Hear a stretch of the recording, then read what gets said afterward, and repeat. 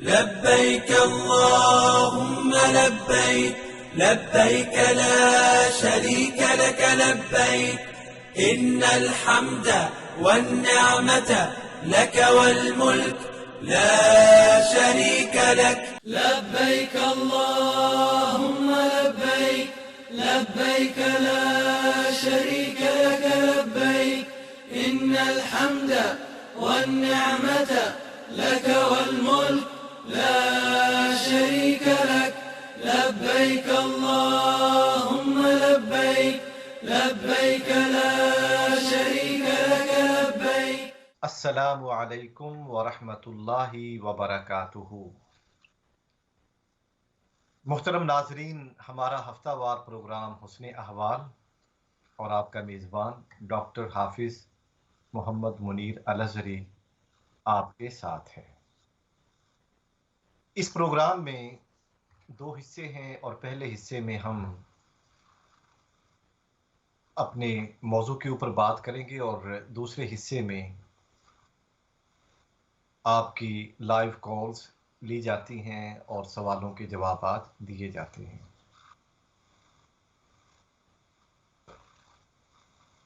آج کا ہمارا موضوع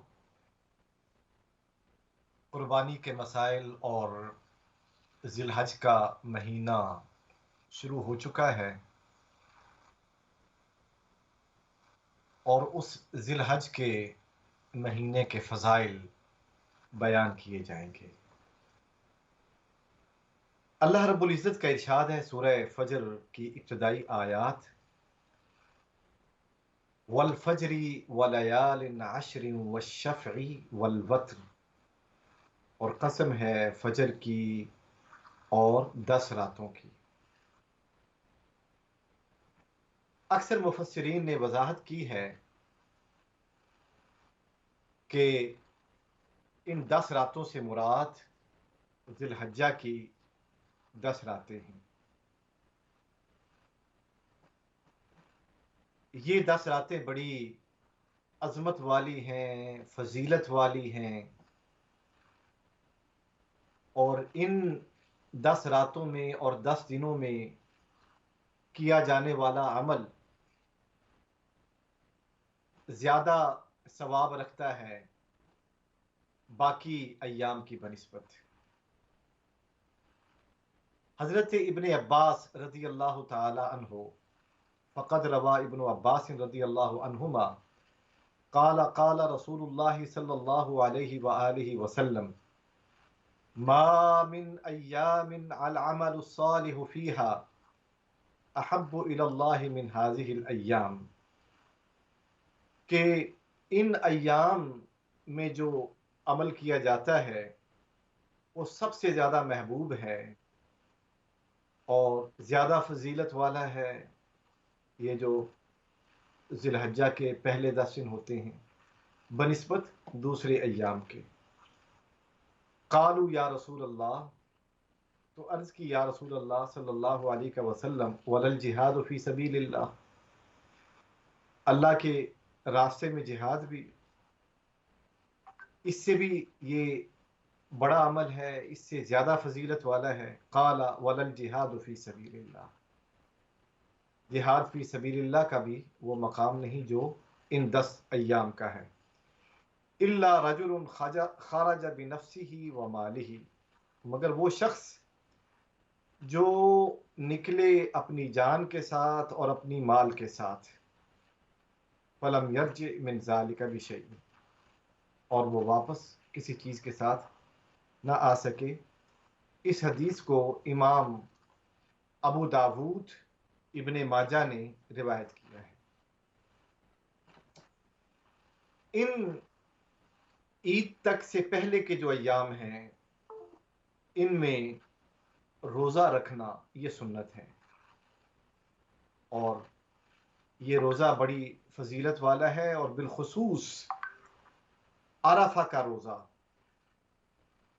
عرفہ کا جو روزہ ہے وہ بڑی فضیلت والا ہے، بڑی عظمت والا ہے، کیونکہ حضور اکرم صلی اللہ علیہ وآلہ وسلم نے اس روزے کے متعلق انتہائی تاکید فرمائی ہے اور فرمایا، اور یہ مرفوع حدیث ہے، فقد روا ابو قتادہ رضی اللہ تعالی عنہ ان النبی صلی اللہ علیہ وآلہ وسلم قال، کہ حضور اکرم صلی اللہ علیہ وآلہ وسلم نے ارشاد فرمایا، صیام یوم عرفہ، عرفہ کے دن کا روزہ، احتسب علی اللہ ان یکفر السنہ، کہ میں عرفہ کے روزے کے متعلق اللہ سے یہ امید کرتا ہوں کہ وہ پورے سال کا کفارہ بنے گا، التی قبلہ، جو سال اس سے پہلے گزرا،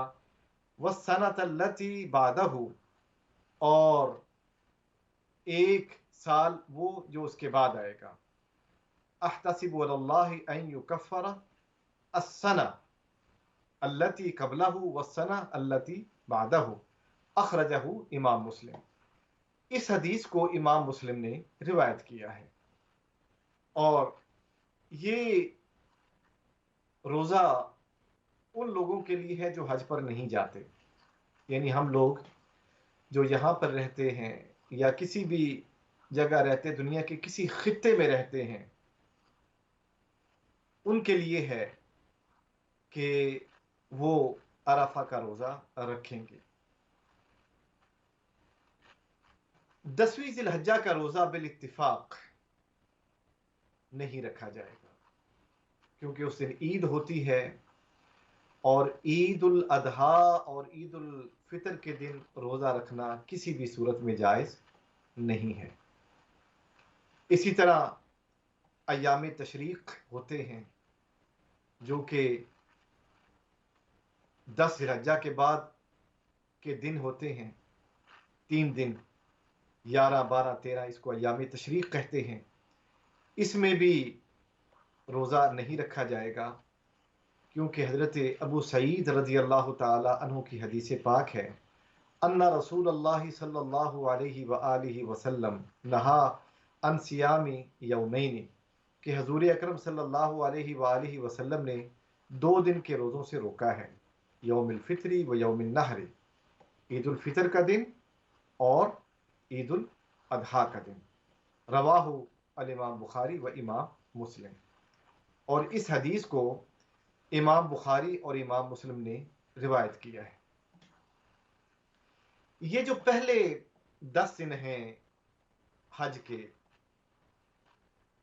ذی الحجہ کے پہلے 10 دن، یہ بڑی فضیلت والے ہیں، اور اس میں کیا جانے والا عمل اللہ تعالیٰ کو محبوب ہے، اس کا اجر بھی دگنا ہوتا ہے، اور ان ایام کے بارے میں بہت زیادہ اذکار بھی روایت کیے گئے ہیں۔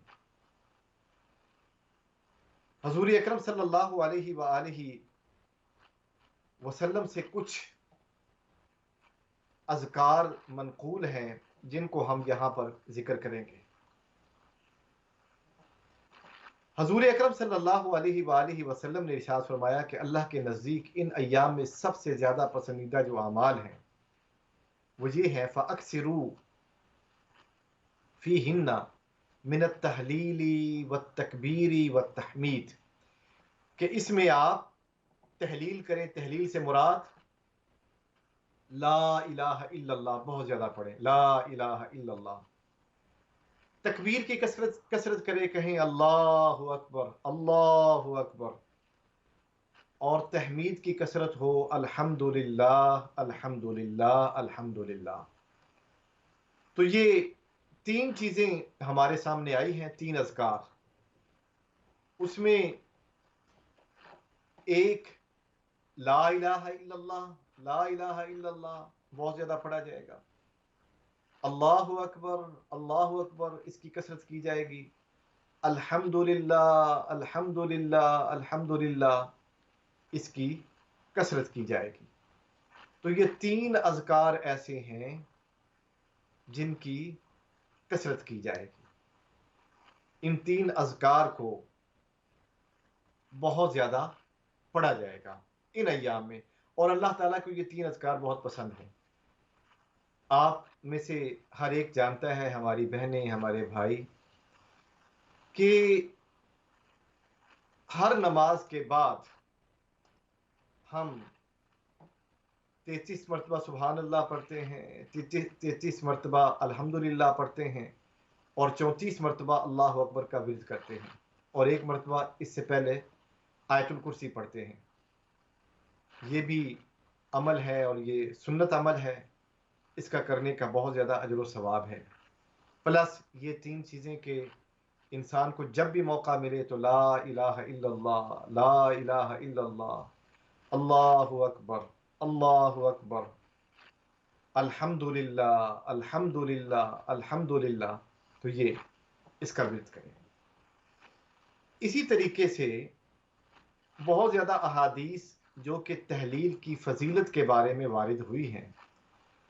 ایک تو لا الہ الا اللہ، ابھی جو ہم نے حدیث پاک سے اذکار آپ کو سنائے ہیں، اور دوسرے اذکار یہ ہیں کہ جو شخص من قال، جو شخص یہ کہے لا الہ الا اللہ، اللہ کے سوا کوئی معبود نہیں، وحدہ لا شریک لہ، وہ اکیلا ہے، اس کا کوئی شریک نہیں، لہ الملک، اسی کے لیے بادشاہی ہے، وَلہ الحمد، اور اسی کے لیے تعریف ہے، وَهُوَ عَلَى كُلِّ شَيْءٍ قدیر، اور وہ ہر چیز پر قادر ہے۔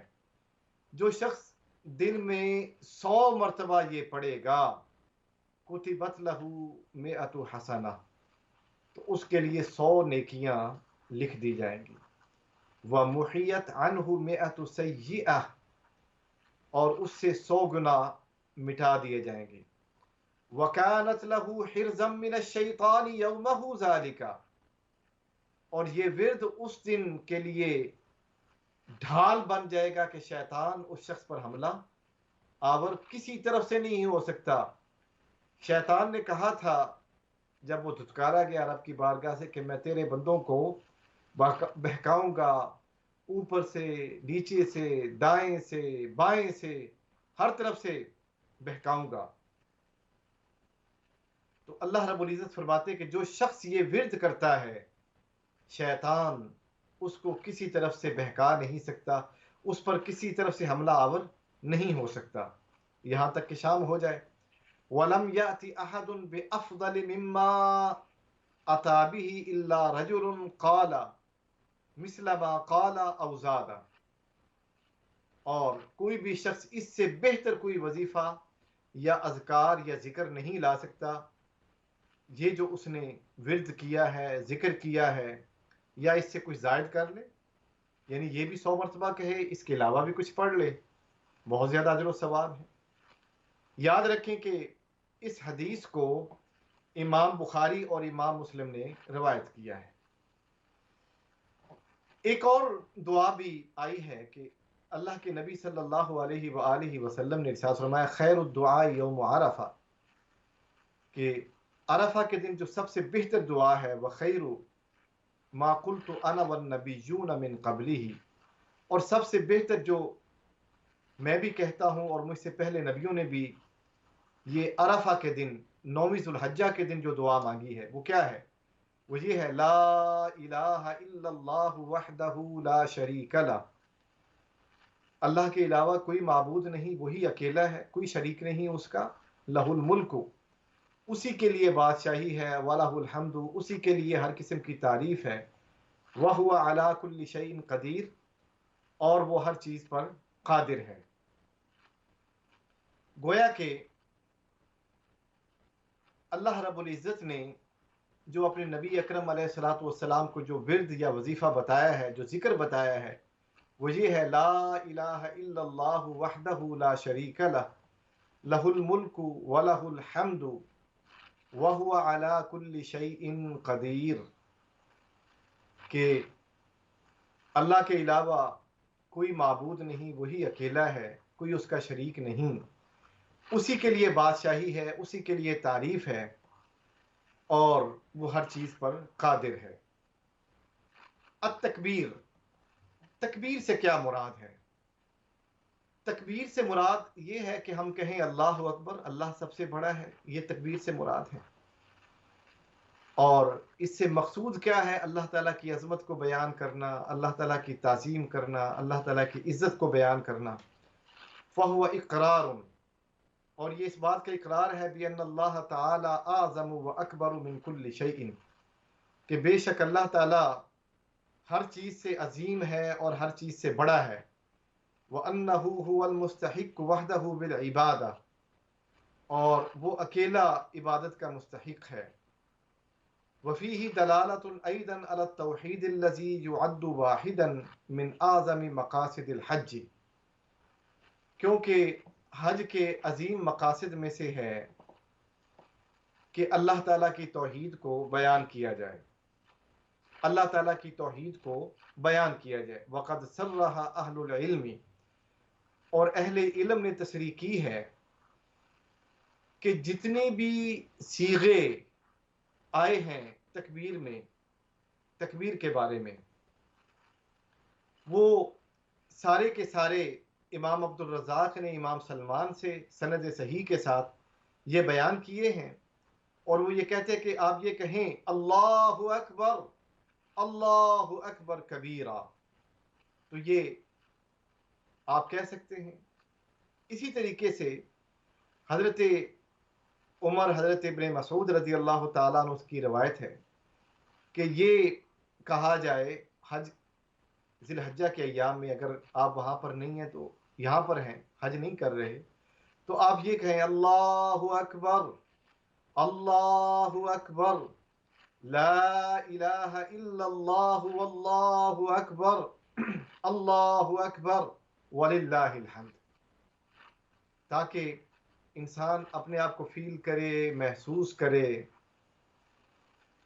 کہ وہ بھی حج کر رہا ہے، وہ بھی وہاں پر موجود ہے. اسی طرح تحمید سے کیا مراد ہے؟ تحمید سے مراد اللہ تعالیٰ کی تعریف کرنا ہے.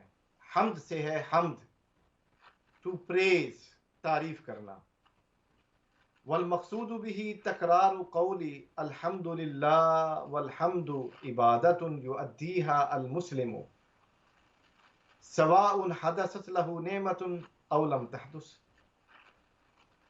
کہ خواہ اس کے لیے نعمت کا وجود ہو یا نہ ہو، انسان ہر حال میں اللہ کی تعریف کرے اور کہے الحمدللہ ونعم باللہ، الحمدللہ ونعم باللہ، کیونکہ مطلق حمد، مطلق تعریف وہ صرف اللہ تعالیٰ کی ہے، کسی اور کی تعریف نہیں ہو سکتی. صرف اللہ تعالیٰ کی ذات کی تعریف ہے، کسی اور کی تعریف نہیں ہے. اور اللہ تعالیٰ کی تعریف کرنے سے نیکیاں بڑھتی ہیں، اجر و ثواب زیادہ ملتا ہے، انسان کے گناہوں کو بخش دیا جاتا ہے. تو اس سے بڑی اور کیا فضیلت ہوگی کہ انسان کے گناہوں کو بخش دیا جائے، کہ انسان جب اللہ تعالیٰ کی تعریف کرتا ہے تو اس کے گناہ بھی بخش دیے جاتے ہیں. تکبیر کے لیے کوئی وقت متعین نہیں ہے. جب آپ کہتے ہیں اللہ اکبر، اللہ اکبر، لا الہ الا اللہ واللہ اکبر، اللہ اکبر وللہ الحمد، تو اس میں دو قسم کی تکبیرات ہیں. ایک کے لیے تو وقت متعین نہیں ہے.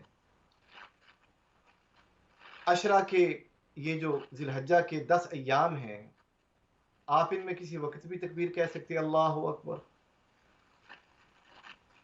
صبح شام 24 آورز، 24 گھنٹے، جس وقت آپ کا جی چاہے اس وقت آپ یہ کہہ سکتے ہیں.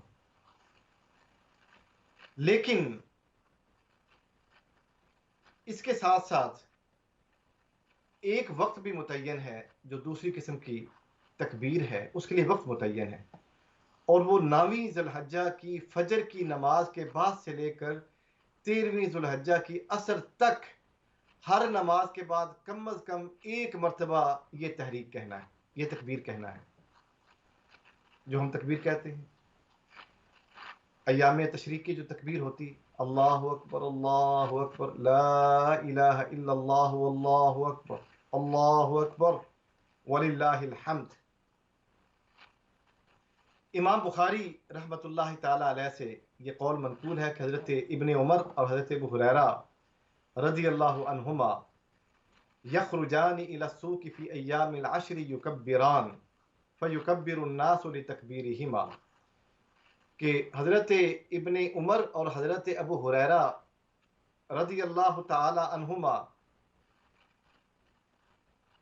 ان ایام میں بازار میں نکلا کرتے تھے اور اونچی آواز میں یہ تکبیریں کہا کرتے تھے، اللہ اکبر اللہ اکبر، لا الہ الا اللہ واللہ اکبر، اللہ اکبر وللہ الحمد، اور لوگ ان کی تکبیریں سن کر پھر ساتھ تکبیر کہا کرتے تھے۔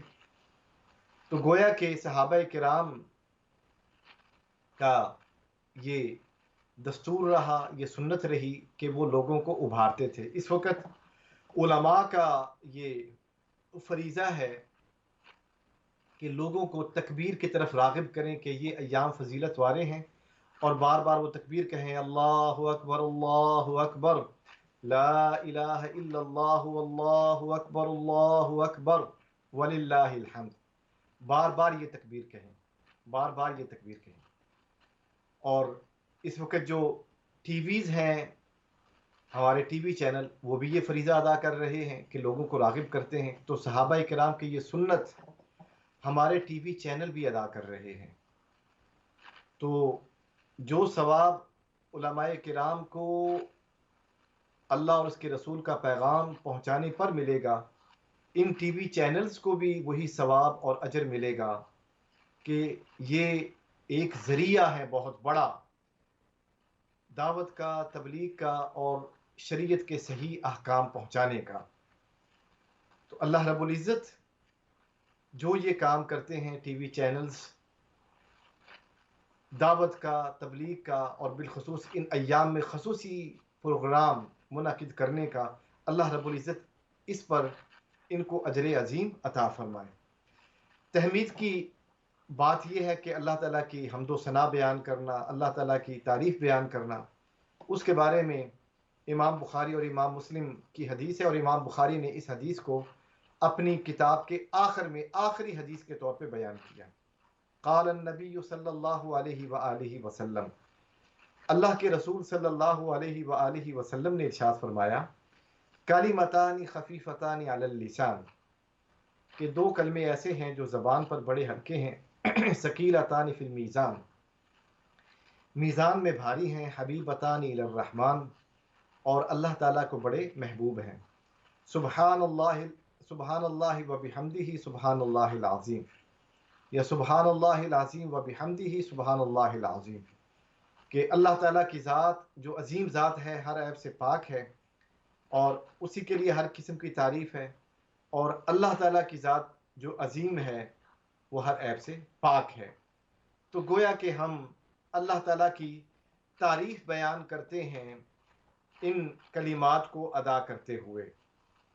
اسی لیے اللہ رب العزت نے خود ارشاد فرمایا ان ایام کی فضیلت کو بیان کرتے ہوئے سورہ حج کی آیت نمبر 27 اور 28 میں، وَيَذْكُرُ اسْمَ اللَّهِ فِي أَيَّامٍ مَّعْلُومَاتٍ عَلَىٰ مَا رَزَقَهُم مِّن بَهِیمَةِ الْأَنْعَامِ، اور وہ اللہ تعالیٰ کے نام کو بیان کریں ان معلوم دنوں میں اس پر جو اللہ رب العزت نے انہیں رزق عطا کیا ہے، جانوروں کی صورت میں بھی کہ جانوروں کو بھی ذبح کرنا ہے۔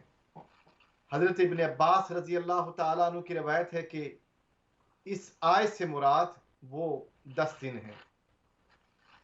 حضرت انس ابن مالک رضی اللہ تعالیٰ عنہ کی روایت ہے، کانا یقال فی ایام العشر، ان 10 دنوں کی فضیلت کے بارے میں کہا گیا، بکل یوم الف یوم و یوم عرفۃ بعشرۃ آلاف یوم، کہ ہر دن کا جو ثواب ہے وہ 1000 دن کے برابر ہے، اور عرفہ کے دن عمل کرنے کا ثواب 1000 دن کے برابر ہوگا۔ اب آپ دیکھ لیجئے کہ کیا فضیلت ہے ان ایام کی، اور اس روایت کو امام بہقی، امام اصفہانی نے بیان کیا ہے۔ اللہ رب العزت ہمیں ان ایام کی فضیلت کو سمجھنے کی توفیق عطا فرمائے. یہ بڑے مبارک ایام ہیں، بڑی مبارک گھڑیاں ہیں، ان کو ہم غنیمت سمجھیں. اور جیسا کہ میں نے پہلے عرض کیا، تکبیرات کو پڑھیں. اور بعد نے یہ بھی کہا ہے کہ آپ یہ بھی کہہ سکتے ہیں لبیک اللہم لبیک لا شریک لک لبیک ان الحمد والنعمت لک والملک لا شریک لک لبیک اللہم لبیک لا شریک لک لبیک ان الحمد والنعمت والملک لا شریک لک، تاکہ ہم بھی وہ محسوسات کے ساتھ شامل ہو جائیں، ہم وہ بھی فیل کریں جو ایک حاجی فیل کرتا ہے. اللہ رب العزت اگلے سال ہمیں حج کی توفیق عطا فرمائے. ایک مختصر سی ابھی ہم بریک لیں گے، اور بریک کے بعد پھر آپ کے ساتھ ہوں گے. اس وقت تک کے لیے اپنے میزبان کو اجازت دیجیے. انشاءاللہ ملتے ہیں بریک کے بعد. لبيك اللهم لبيك لبيك لا شريك لك لبيك إن الحمد والنعمة لك والملك لا شريك لك لبيك اللهم لبيك لبيك لا شريك لك لبيك. ویلکم بیک محترم ناظرین. بریک پر جانے سے پہلے ہم نے ذی الحج کے پہلے 10 ایام کی فضیلت کو بیان کیا. ابھی کالز اوپن ہو چکی ہیں، آپ کے جو سوالات ہیں آپ پوچھ سکتے ہیں، اور ہماری کوشش ہوگی کہ قرآن و حدیث کی روشنی میں آپ کے سوالات کے جوابات دیے جائیں. یہ اس کے ساتھ بیان کرنا ضروری ہے کہ 10ویں ذی الحجہ کے دن انشاءاللہ عید ہوگی. جو بھی عید کا دن ہے اس دن آپ صاف ستھرے نئے کپڑے اگر میسر ہیں تو نئے کپڑے پہن لیں. اگر نئے کپڑے نہیں میسر تو پھر جو کپڑے پہلے سے میسر ہیں ان کو دھو کر اچھے طریقے سے پہن کر خوشبو لگا کر آپ عید کی نماز کے لیے جائیں. جو راستہ آپ جاتے ہوئے اختیار کریں گے، واپسی پر دوسرا راستہ آپ اختیار کر لیں. اور جاتے ہوئے بھی تکبیرات، اللہ اکبر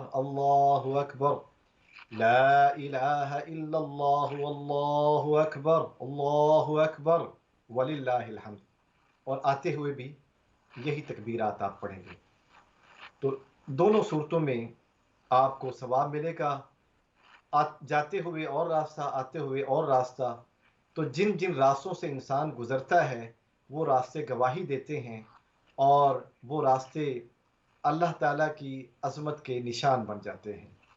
اور قیامت کے دن وہ ذرے جنہوں نے آپ کی اس تکبیر کو سنا ہوگا وہ قیامت کے دن گواہی دیں گے کہ اس شخص نے اللہ تعالیٰ کی تکبیر اور تحمید بیان کی تھی.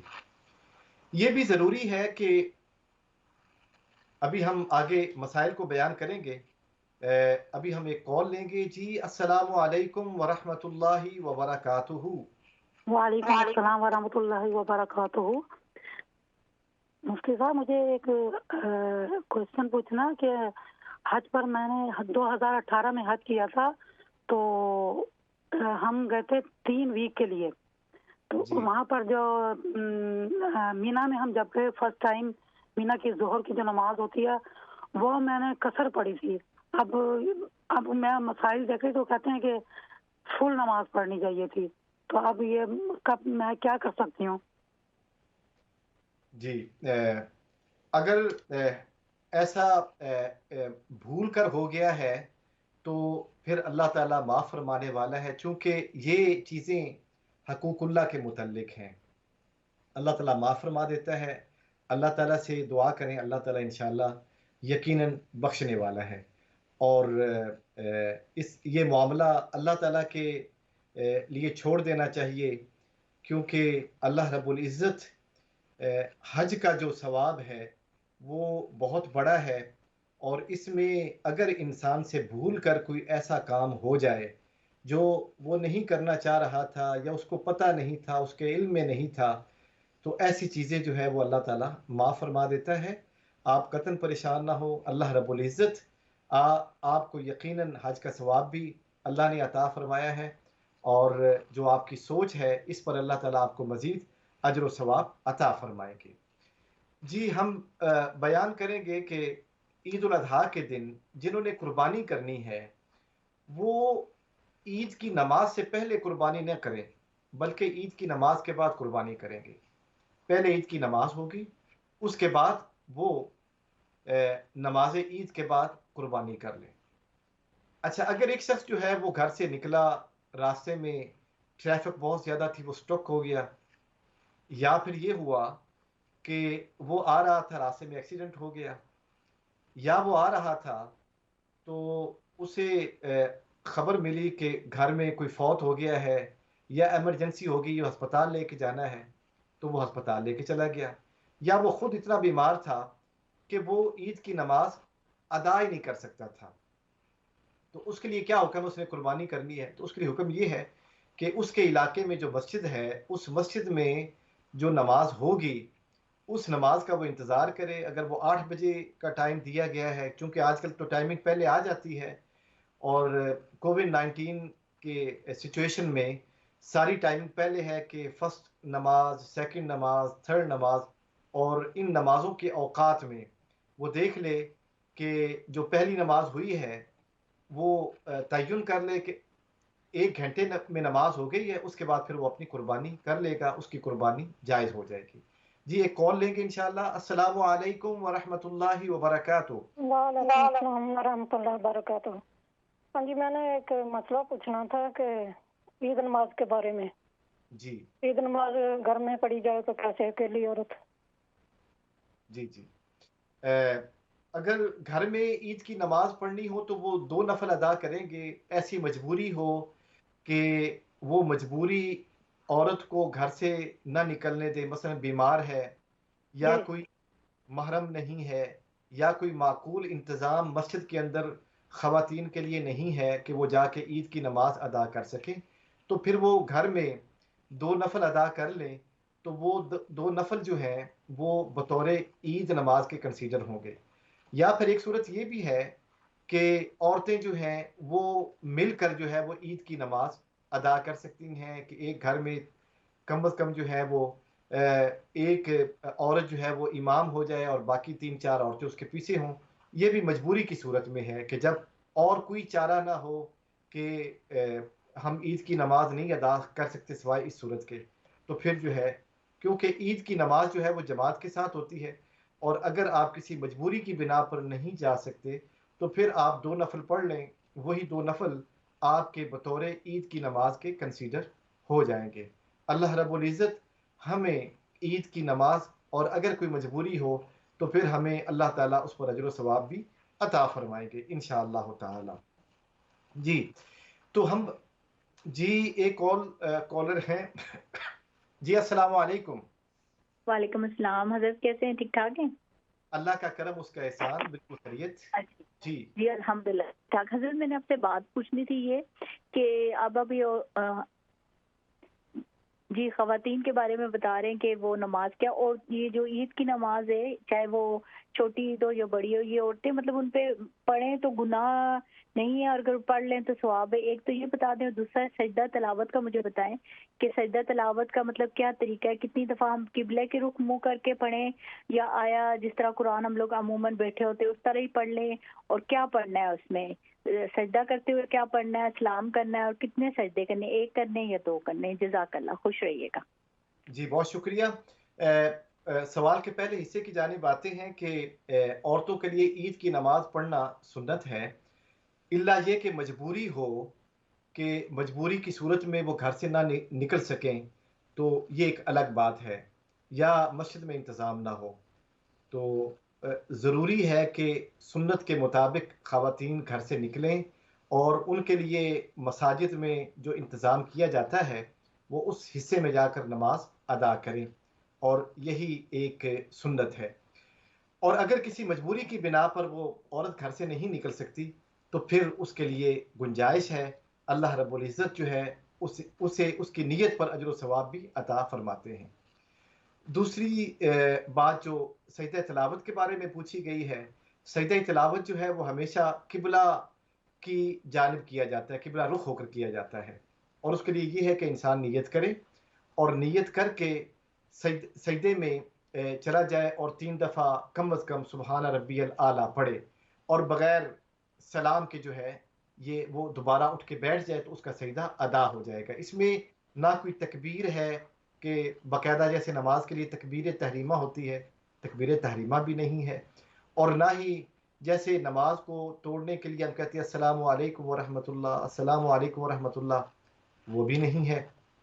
جسٹ صرف نیت کرنی ہے اور قبلہ کی جانب منہ کرنا ہے، اور قبلہ کی جانب منہ کرتے ہوئے آپ نے ایک سجدہ کرنا ہے، اور اس میں کم از کم 3 مرتبہ سبحان ربی الاعلیٰ کہنا ہے، اور اگر آپ 5 دفعہ کہیں 7 دفعہ کہیں یہ آپ کی اپنی مرضی ہے، کیونکہ جب انسان اللہ تعالیٰ کو سجدہ کرتا ہے تو اس کو سکون بھی ملتا ہے، اور جب انسان سجدے کی حالت میں سکون پاتا ہے تو اس کا جی چاہتا ہے کہ کافی دیر وہ اللہ تعالیٰ کے ساتھ ہم کلام ہوتا رہے۔ اگر اس حالت میں وہ کافی دیر تک رہنا چاہتا ہے تو وہ رہے، اور 5 دفعہ 7 دفعہ 9 دفعہ 11 دفعہ 13 مرتبہ وہ سبحان ربی الاعلیٰ کہتا رہے، تو اس پر اسے اجر و ثواب بھی ملے گا اور اس کا تعلق اللہ تعالیٰ کے ساتھ مزید پختہ ہوگا۔ اللہ رب العزت ہمیں قرآن پڑھتے ہوئے جو سجدہ تلاوت آتے ہیں، بعض لوگ جو ہیں وہ بھول جاتے ہیں، سجدہ تلاوت نہیں کرتے۔ اگر ایک شخص جو ہے وہ بھول گیا، اس نے سجدہ تلاوت نہیں کیا، پورا قرآن ختم ہو گیا، تو اب اس کے ذمے سجدہ تلاوت واجب ہے، وہ جب تک سجدہ تلاوت ادا نہیں کرے گا اس کے ذمے واجب رہے گا۔ تو جب بھی اسے موقع ملے تو وہ سجدہ تلاوت کر لے، موت سے پہلے تک یہ وقت ہوتا ہے اور یہ بڑا کھلا وقت ہے، جب بھی اسے یاد آئے تو وہ سجدہ تلاوت کر لے۔ اس میں ایک یہ بھی مسئلہ ذہن میں رہنا چاہیے کہ سجدہ تلاوت جو ہے یہ پہلے نہیں ہوتا، کہ اگر آپ یہ کہیں کہ میں یہ آیات کی تلاوت کروں گا فلاں دن اور اس کا سجدہ تلاوت پہلے کر لوں، کیونکہ ایک چیز آپ کے ذمے واجب ہی نہیں ہوئی تو آپ کیسے ادا کریں گے؟ ہاں یہ ہو سکتا ہے کہ آپ نے تلاوت کر لی تو اب آپ کے پاس کھلا وقت ہے، موت تک اس واجب کو ادا کرنے کے لیے کھلا وقت ہے، اوپن ٹائم۔ تو اس کھلے وقت میں اب آپ کا جب جی چاہے، سوائے مکروہ اوقات کے، آپ کا جب جی چاہے آپ سجدہ تلاوت ادا کر سکتے ہیں۔ اللہ رب العزت ہمیں اپنی بارگاہ میں جھکنے کی توفیق عطا فرمائے اور دین کا صحیح فہم عطا فرمائے۔ ایک اور کالر ہیں جی، السلام علیکم۔ السلام علیکم۔ وعلیکم السلام۔ جی جی میرا کوشچن ہے کہ میری ایک سہیلی ہے، وہ اپنی بچی کا عقیقہ کرنا چاہتی ہیں، جی تو ان کا خیال ہے کہ ہم بکرا ذبح کروا دیں، لیکن ابھی تقسیم نہ کریں، 7 دن کے اندر اندر ہم کر دیں بکرا ذبح، لیکن اس سے 8-10 دن بعد ہم جشن منائیں، تو یہ ہو سکتا ہے ایسا؟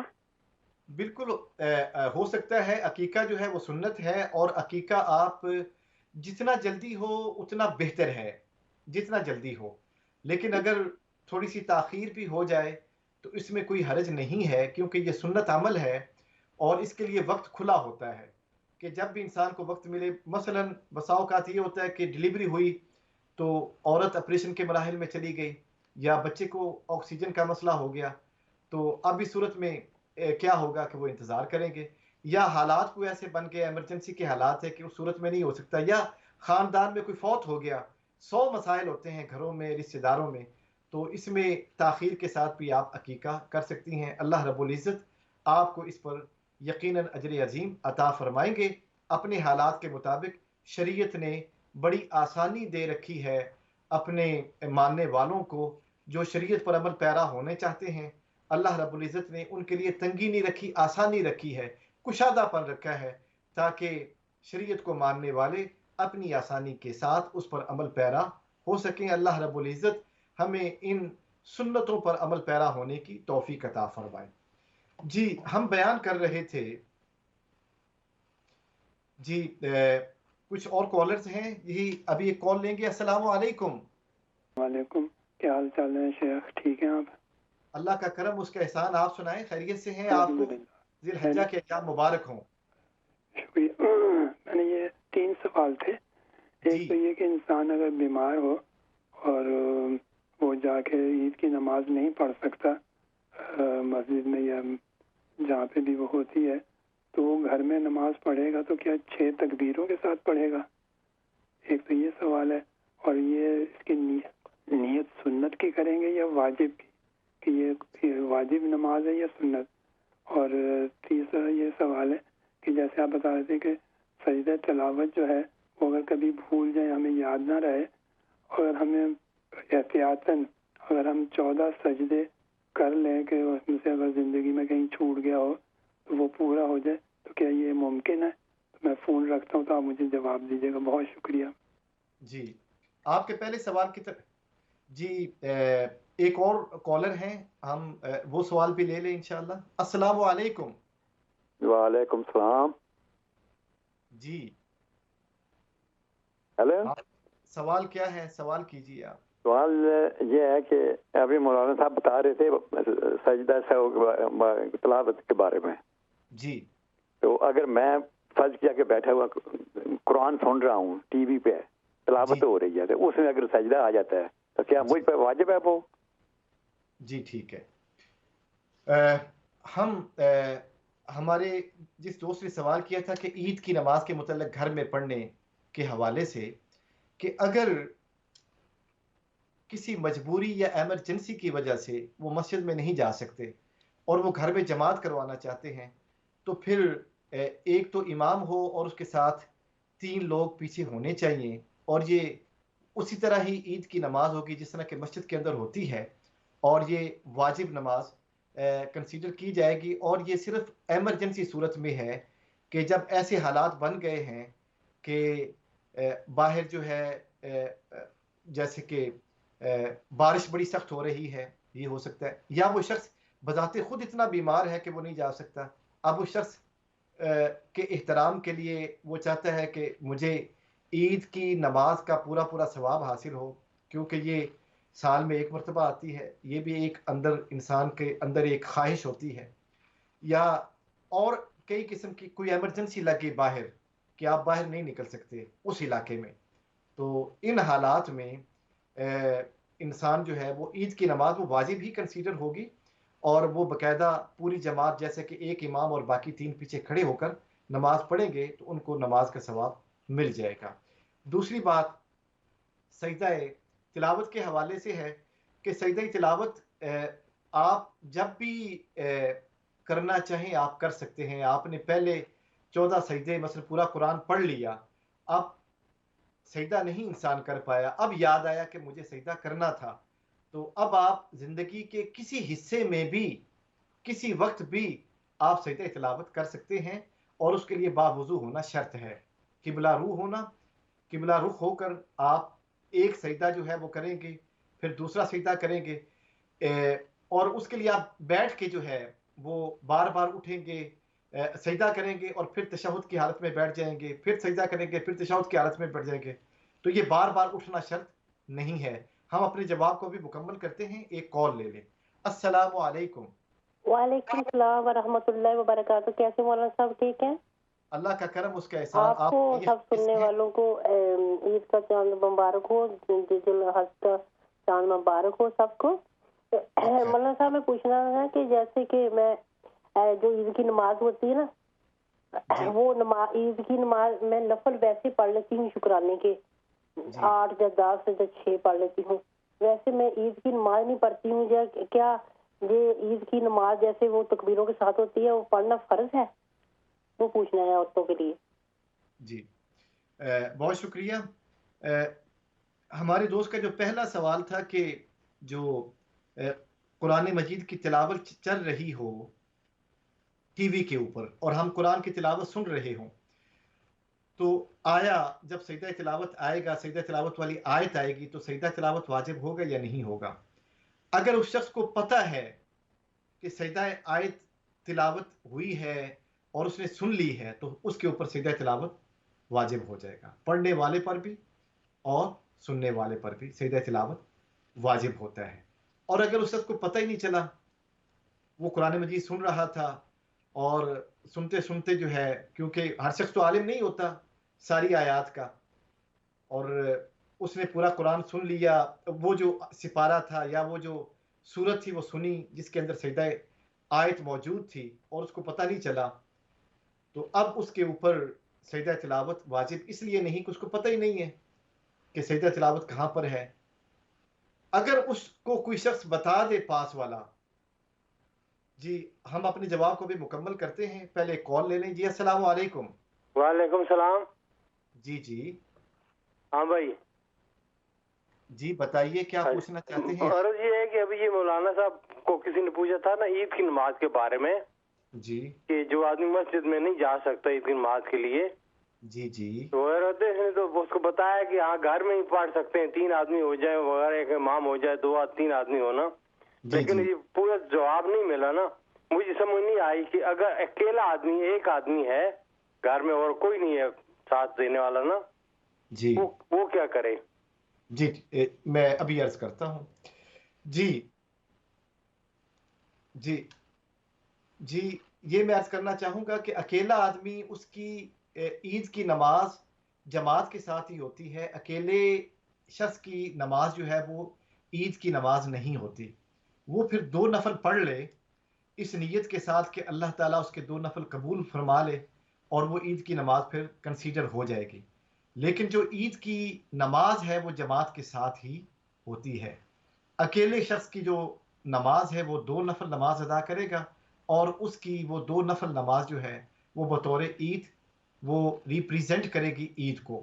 اللہ رب العزت آپ کو اس پر اجر عظیم عطا فرمائیں گے اور وہ نیتوں کو بہتر جاننے والے ہیں اور نیت کا اجر و ثواب بھی ملتا ہے. جی جب وہ اکیلے نماز پڑھے گا تو پھر نہ کوئی تکبیرات ہوں گی نہ کوئی اور چیز ہوگی، جسٹ وہ 2 نفل ادا کر لے گا اس نیت کے ساتھ کہ یہ عید کی نماز کے قائم مقام ہیں، اسی طریقے سے پڑھے گا. جی دوسرا ہم ابھی بات کر رہے تھے سجدہ تلاوت کے حوالے سے کہ سجدہ تلاوت جو ہے اگر کسی شخص نے سنا ٹی وی سے تو اگر اس کو پتہ چل گیا ہے تو پھر وہ سجدہ تلاوت اس کے اوپر واجب ہوگا.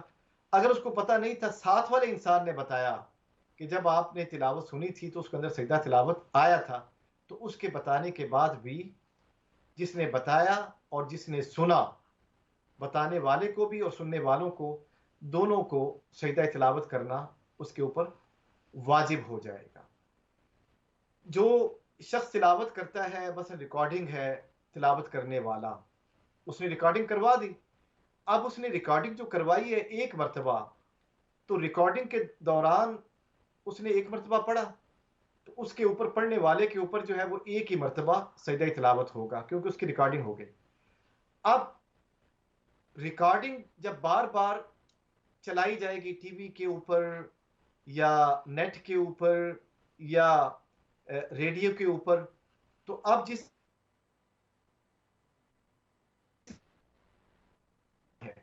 کیونکہ وہ تو نہیں سن رہا، سن ہم رہے ہیں، تو جو شخص اس سجدہ تلاوت کو سنے گا اس کے اوپر جو ہے وہ سجدہ تلاوت واجب ہوگا. جس نے تلاوت ریکارڈ کروائی ہے اس کے اوپر صرف 1 ہی مرتبہ سجدہ تلاوت واجب ہے اور وہ اپنا سجدہ تلاوت ادا کر لیتا ہے اور وہ کرے گا اور اس کا سجدہ تلاوت ادا ہو جائے گا.